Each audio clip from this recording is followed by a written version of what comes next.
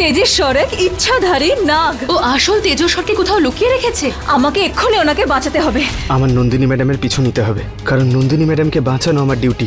এইসব জিনিস দেখে তো মনে হচ্ছে এখানে নিশ্চয়ই কাউকে আটকে রাখা হয়েছিল। এখন তোমার কাছে আমি যা বলবো সেটা করা ছাড়া আর কোনো উপায় নেই। আমি স্যার তেজেশ্বরের প্রাণ বাঁচানোর জন্য সবকিছু করব।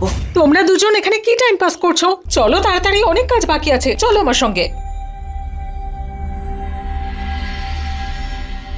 আরে দিদি, এটা কি করছো? আর তুই ভালো করেই জানিস ওই নাগিনের বিপদ ক্রমশই বাড়ছে। কিন্তু তুমি এত ধোঁয়া দিয়েছো কেন? ও যদি ভেতরে ঢুকে আসে, যতক্ষণ পর্যন্ত এই ধোঁয়ার শক্তি থাকবে ও কারোর ক্ষতি করতে পারবে না। নাও বোঝো কাণ্ড। আমার প্রিয় ভাগ্নে আজ আরো একবার চ্যাম্পিয়ন হবে, ওই নন্দিনীর মনে নিজের নামটা গেঁথে দিয়ে। প্রিয় ভাগ্নে, ছোটবেলা থেকে তোর এই স্টাইলটা আমার ভীষণ ভালো লাগে। যে জিনিসটা তোর মনে ধরে সেটা তুই যেভাবেই হোক পেয়ে ছাড়িস। হ্যাঁ মামা, যে জিনিসটা একবার আমার পছন্দ হয়ে যায় সেটা শুধুমাত্র আমারই হয়ে যায়।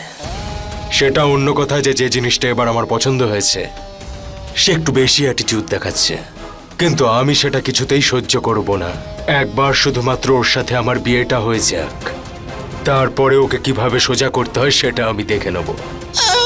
আমার ভাগ্নে।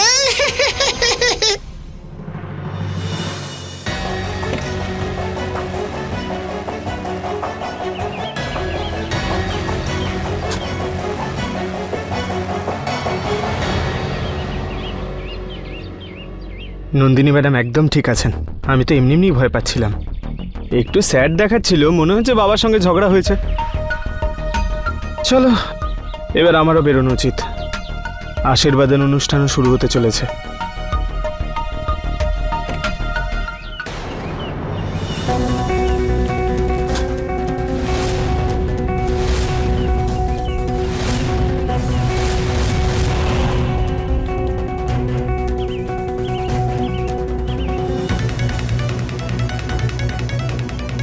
এনার এই অবস্থা কে করলো?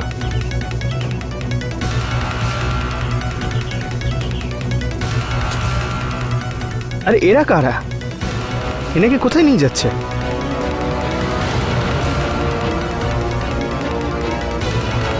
আমার ওনাকে বাঁচানো উচিত।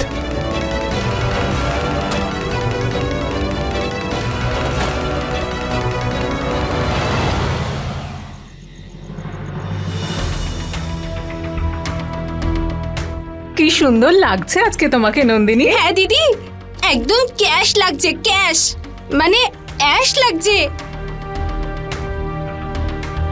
ব্যাস এই দুজনের আংটি বদল হয়ে যাক, আমি বিয়ের প্রস্তুতি শুরু করে দেব। তারপর সব অতিথিরা এসে গেছেন। এবার তেজস্বর বাবু এলেই আংটি বদল করে আমরাও আশীর্বাদের পাটটা চুকিয়ে ফেলতে পারি।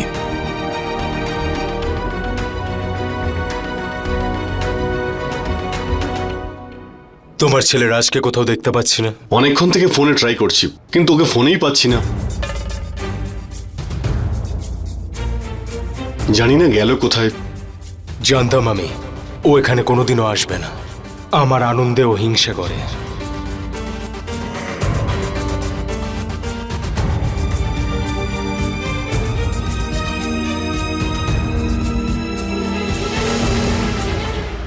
শিবানিদি, আমার এসব একদম ভালো লাগছে না। আপনার এই আশীর্বাদ একদম করা উচিত না, কিন্তু কি করব, আশীর্বাদ তোমায় করতেই হবে, যাতে রাজ শুধু আমার হয়।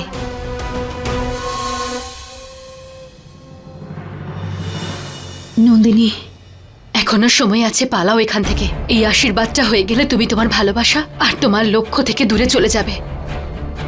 ড্যাড, তেজেশ্বর আঙ্কেল এখনো এলো না। দেখো, আমিও ওনাকেই ফোন করছি, ফোন লাগছে না।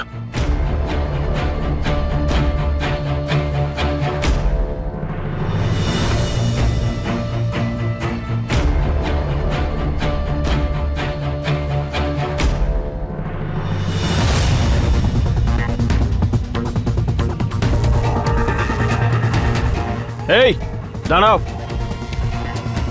কোথায় নিয়ে যাচ্ছ তেজেশ্বর বাবুকে? আর তোমরা কারা? ছাড়ো ওনাকে, আমি বলছি ছাড়ো ওনাকে।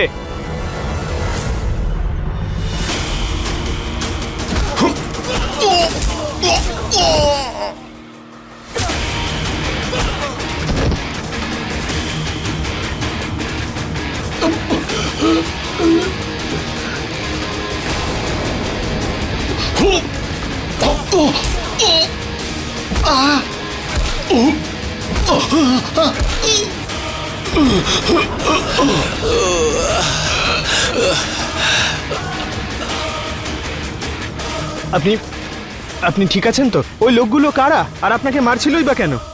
আমি বলছি কেন।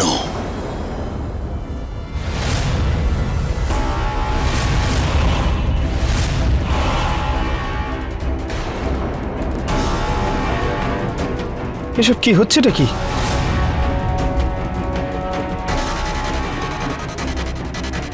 আপনিও তেজেশ্বর? হ্যাঁ আমি।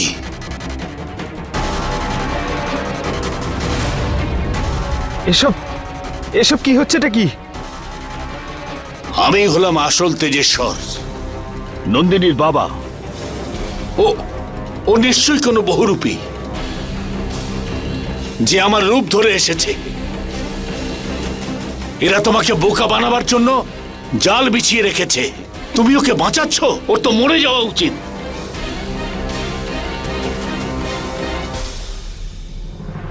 আরে আমি তোমার ভাই আনন্দ, ও হচ্ছে বহুরূপী।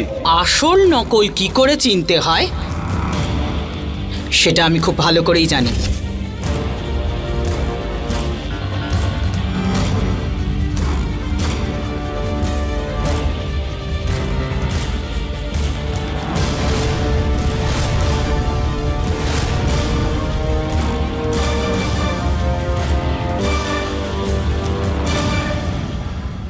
হ্যালো হ্যাঁ রাজ বল। পিসিমা, এখানে নন্দিনী ম্যাডামের বাবা বিপদে পড়েছেন। এখানে ওনার মতোই দেখতে আরেকজন আছেন। আপনি এখানে তাড়াতাড়ি আসুন। কি? কিন্তু কোথায় যাব সেটা তো আগে বল। ওই রিসর্টের পাশের জঙ্গলে। ঠিক আছে। আর তো কি ব্যাপারে তো উত্তেজিত কেন? আর তো রাজ ফোন করেছিল, তেজেশ্বর বাবু বিপদে আছেন, আমাদের এক্ষুনি বেরোতে হবে। কি? কোথায়? রিসর্টের পাশের জঙ্গলে। লক্ষণ, তাড়াতাড়ি গাড়ি বার করে আমাদের রিসর্টের পাশের জঙ্গলে যেতে হবে। চলো। এই আনন্দ ঠাকুর আর মোহিনী পিসি আশীর্বাদের অনুষ্ঠান ছেড়ে কোথায় যাচ্ছে? আসল ব্যাপারটা কি? আমার ওখানে গিয়ে দেখা উচিত। রাগিনী, কোথায় যাচ্ছ তুমি? এসো আমার সঙ্গে, অনেক কাজ বাকি আছে। চলো। শিবানী, ভালো হয়েছে তোমাকে দেখতে পেয়ে। কি হয়েছে প্রিয়া? আচ্ছা শোনো, কি? তুমি এখানে থেকে সবকিছু সামলাও, আমি ওখানে গিয়ে দেখছি। আর তুমি সাবধানে থেকো। হ্যাঁ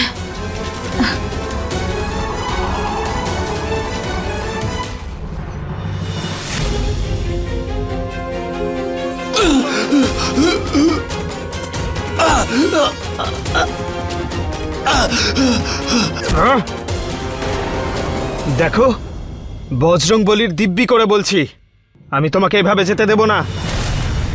বলো কে তুমি আর এখানে কেন এসছো?